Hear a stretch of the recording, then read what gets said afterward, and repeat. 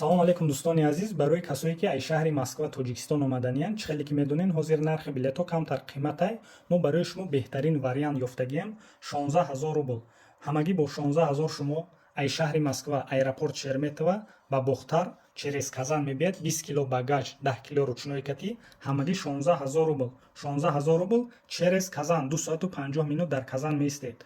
Бародаро, барои касое ки дар нархҳои билети мо бовар надорану дар комментария дурог гуфтестанд, ина бародарҷоно сайти Nordwind, дар Яндекс Nordwind занед, сайти Nordwind роен, ин ҳамин билета худи шумо метавонед аз ҳамин сайт харидорӣ кунед бе ягон проблема. Ҳамин нархи сайт ман дар шумо нишон додистам, ина сайти Nordwind.